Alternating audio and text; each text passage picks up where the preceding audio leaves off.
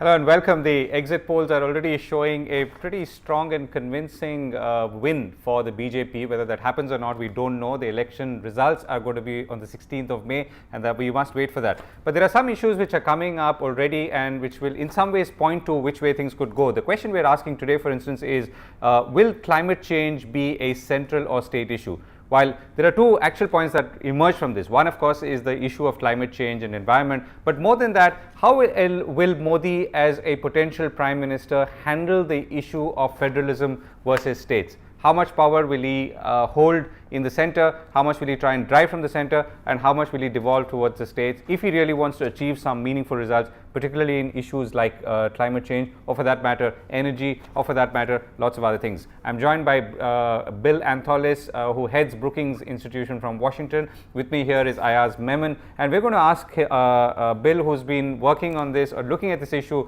for a while, including in his book, India and China, where he interviewed Narendra Modi as Chief Minister of Gujarat. Bill, thank you very much for joining us this morning.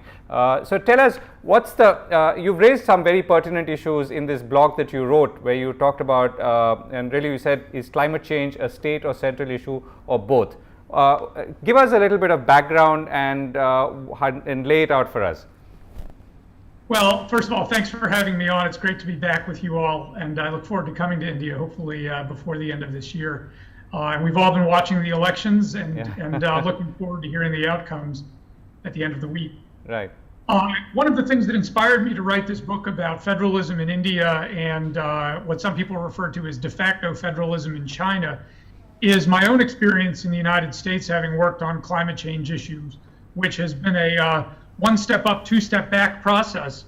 And one of the reasons for that in the United States is that federalism is both a place, is both an avenue where progressive policies on energy and on climate change have come from the states up, but also our federal system has been one of the things that has held back the United States from taking a national approach. And the European Union has a similar set of stories. So one of the questions that I had going to India and China, among other issues, was on climate. How does it work? How do the states and the central government work together or not work together on these issues? And I found some pretty fascinating answers.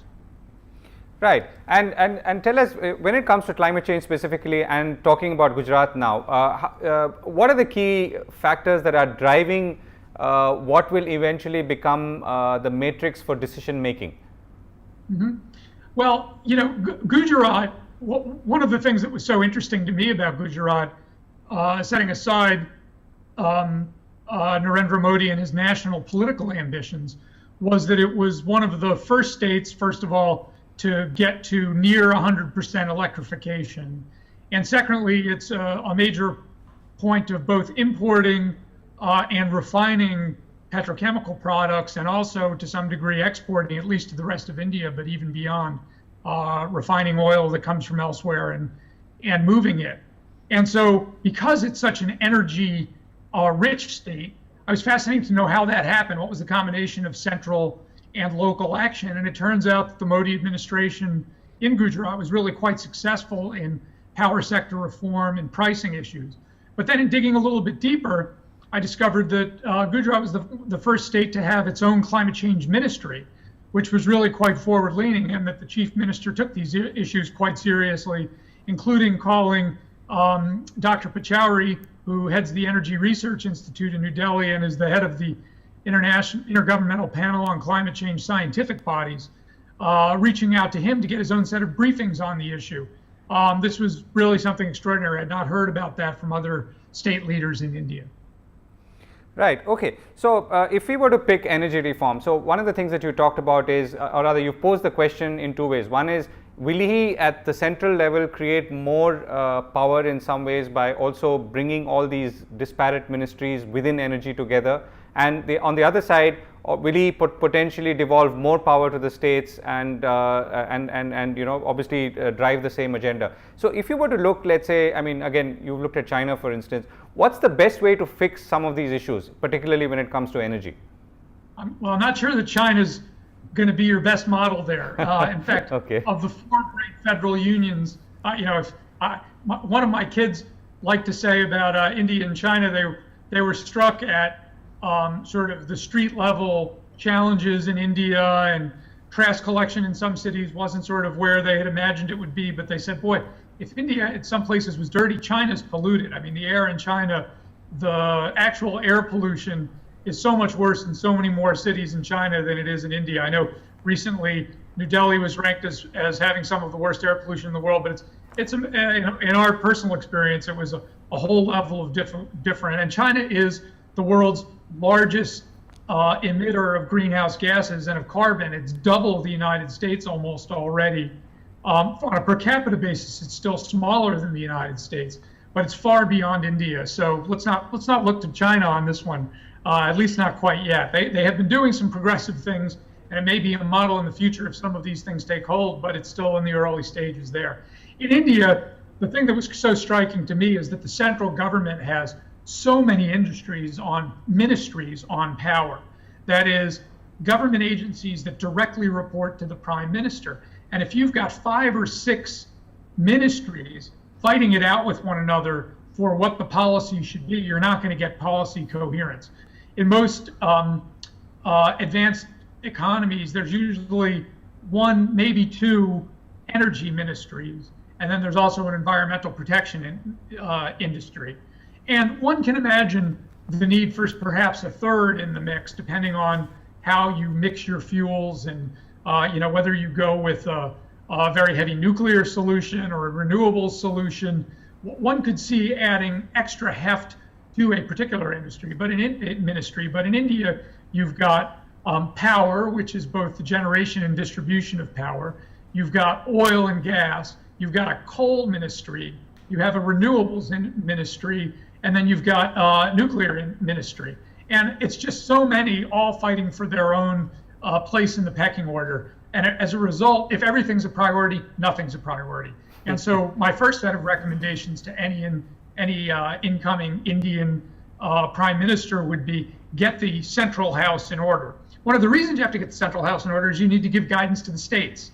And states are all over the map, so to speak, on where they stand on energy-related issues, particularly low-carbon energy, and also adapting to climate change. How you deal with droughts, how you deal with a particularly heavy monsoon that might come one year or another. And so it's those set of big challenges that have to be done both at the central and at the local level. So, Bill, this is Ayaz. Just a quick query that yes, you've made a study of Gujarat and obviously with China, but where does India stand in the aspect of climate change and renewable energy, conservation of energy, environment in the global kind of matrix? Is there a lot of distance to be covered? Are we moving at all there?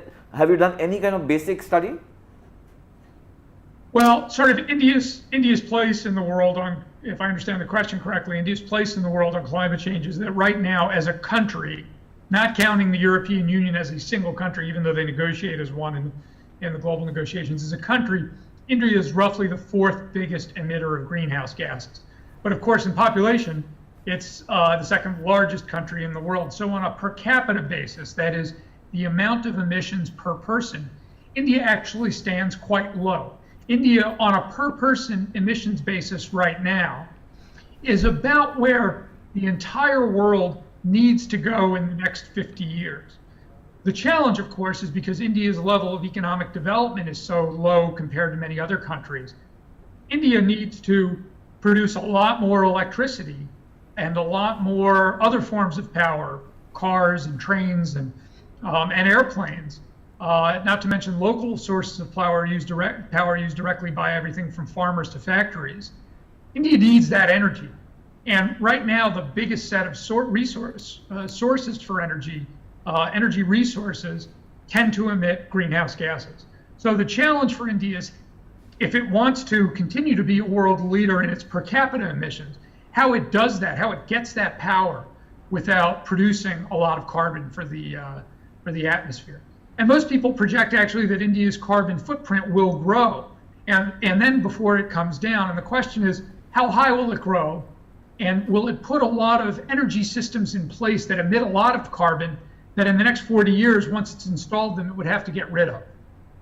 So the key is how to install the most energy efficient and the least carbon emitting sources of energy and power over the next 30 or 40 years, so that by 2050 it doesn't have to put in a whole new set of systems.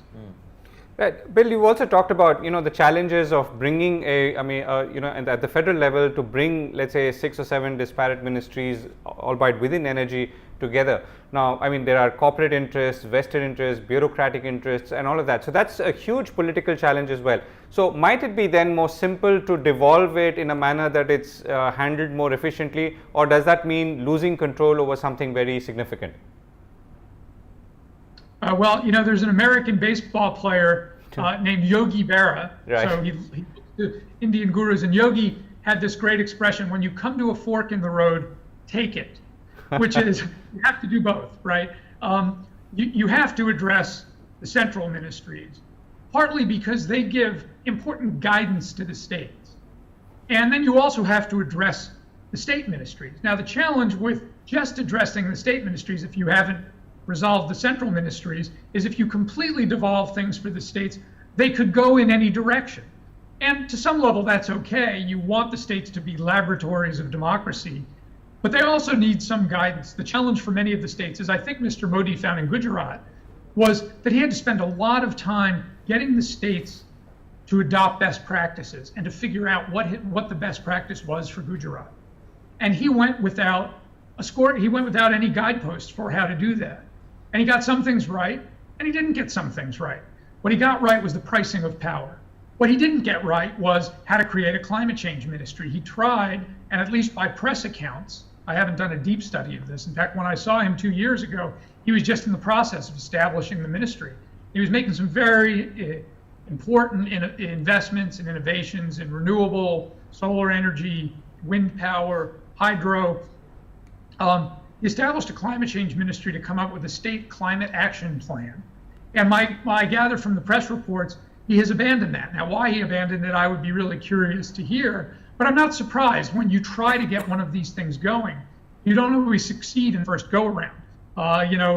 In cricket, there are many at bats, right? There are many innings for different batters to take place. And in this case, it was really just the first inning.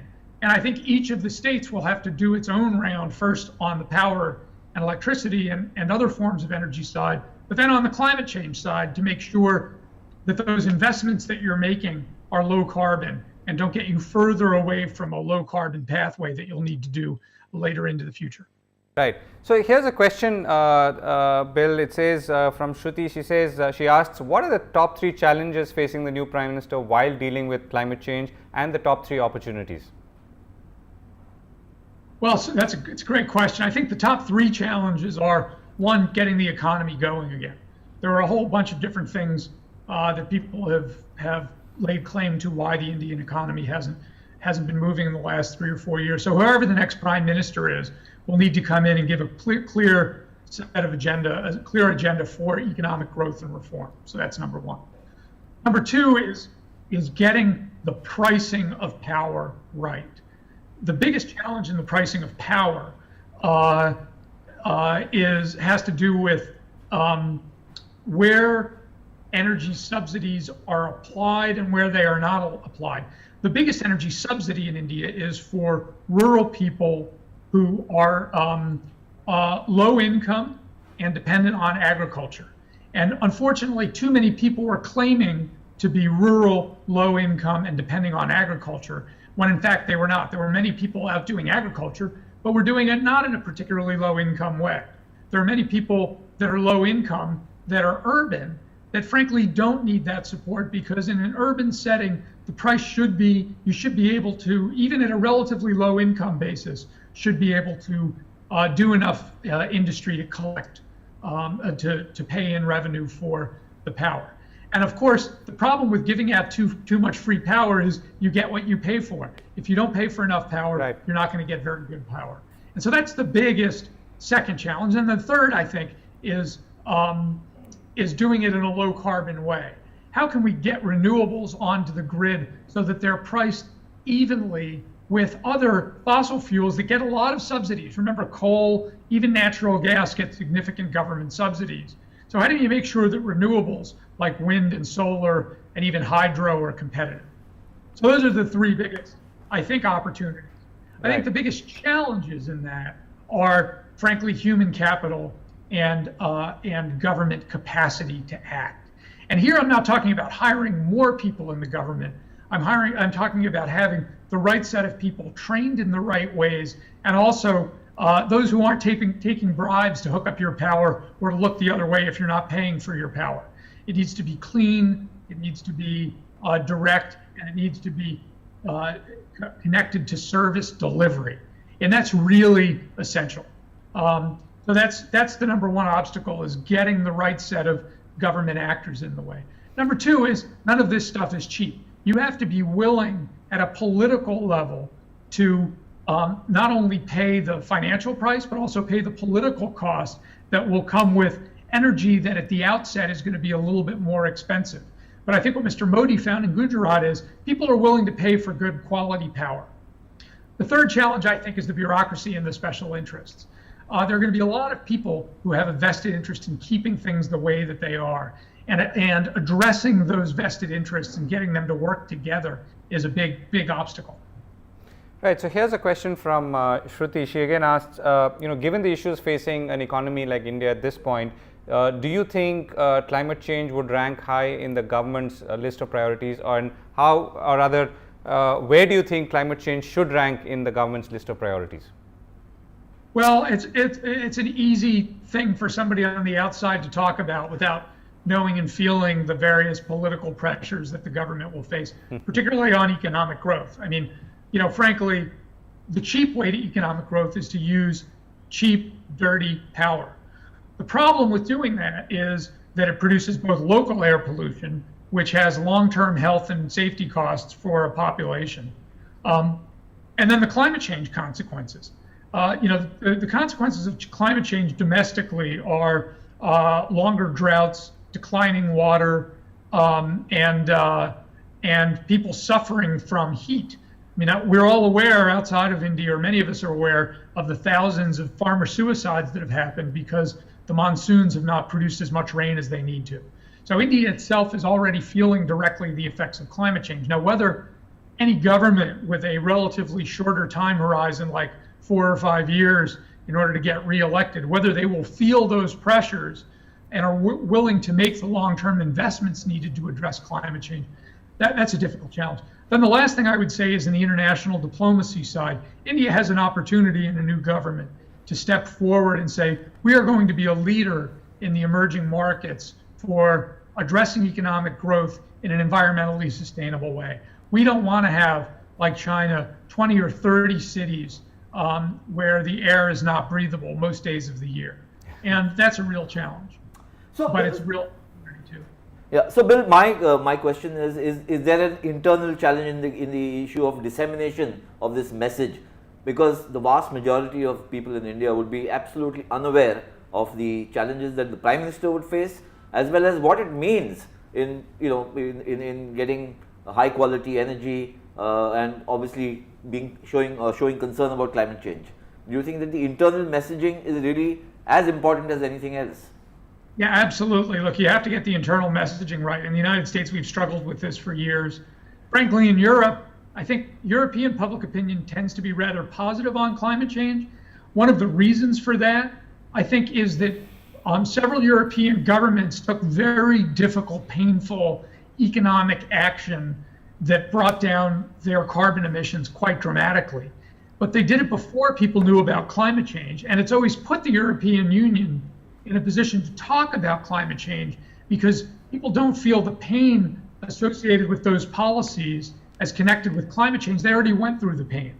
The United Kingdom shut down its coal mines very famously in the late 1980s under Margaret Thatcher because she said they were inefficient, even though they were also producing a lot of carbon. East Germany shut down its entire coal-based economy when the Berlin Wall fell. Nobody did that because of climate change, but ends up being a huge contribution to Germany's reduced greenhouse gases. And France invested massively in nuclear energy in the late 1980s and early 1990s. 80% of all electricity in France comes from nuclear, which is a non-carbon source. So those three economies, the biggest economies in Europe, went to low carbon, but they didn't do it having to defend it for climate change. So I think sometimes doing these things and arguing that you're doing them on behalf of climate change makes it harder. Now, as somebody who believes in democratic political processes, I'm not saying that that's the way to do it. I think if you're going to sell climate change as a reason for acting, you have to sell the benefits that come from being proactive on climate change: clean air, potentially less long-lasting droughts, shorter droughts, and a more bountiful, plentiful, rain monsoon season when it comes. There are a range of positive things from acting on climate change, including the intergenerational things, leaving a better world to your children. And given India's enormous capacity for technological innovation, the idea of low energy technology that can be developed at home, I think it's a real possibility for India as an export possibility, and something that India should be embracing. Right, Bill, we've run out of time. I think it's a good, I'd quote from your blog in the last 3 lines that you wrote. You said, on energy and climate change, if Modi is in fact elected, he will face hard choices. It will not only be interesting to see which he chooses, it will be vital. India's growth and the world's climate hang in balance. I think that's a good note to end on. Bill, thank you very much for joining us from Washington, and we'll circle back very soon. I hope to see you in India. Absolutely. Look Lovely. forward. Thank Look you. forward, yeah. Take care. Bye-bye.